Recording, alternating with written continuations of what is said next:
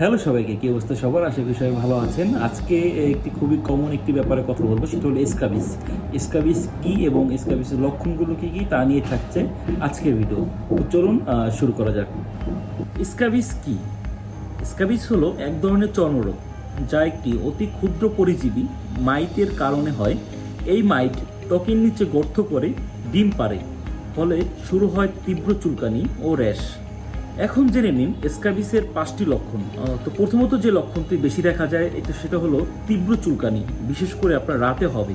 এবং দ্বিতীয় যে লক্ষণটি সেটি হলো ছোট ছোট লাল লাল ফুসকুড়ির মতন ও ফোড়ার মতো দাগ হবে।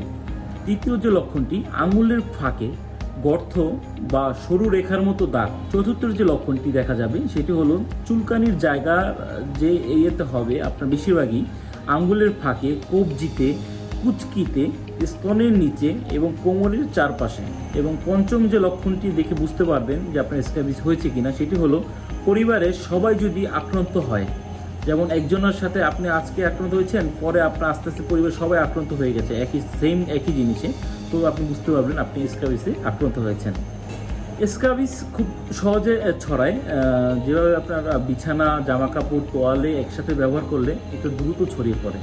স্ক্যাবিস হলে আসলে করণীয় কি? এই জন্য অবশ্যই চিকিৎসকের পরামর্শ নিন এবং আমাদের কাছে যে প্রাথমিক যে চিকিৎসা আছে সেই চিকিৎসাটা আসলে দিয়ে থাকি আমরা। সেই ব্যাপারে আমি একটা আলাদাভাবে ভিডিও বানাবো, অবশ্যই সেই ভিডিওটি দেখবেন যে স্ক্যাবিসের আসলে কি চিকিৎসা সেই ব্যাপারে একটি ভিডিও আমি বানাবো। তো শেষমেশের যে কথাটা, আসলে স্ক্যাবিস কোনো লজ্জার বিষয় না, সময় মতো চিকিৎসা করলে 2-3 সপ্তাহে পুরোপুরি সেরে যায়। তো এই আর কি, সুস্থ থাকুন। ধন্যবাদ সবাইকে। ভিডিওটি ভালো লাগলে লাইক, কমেন্ট, শেয়ার করবেন। ভালো থাকবেন।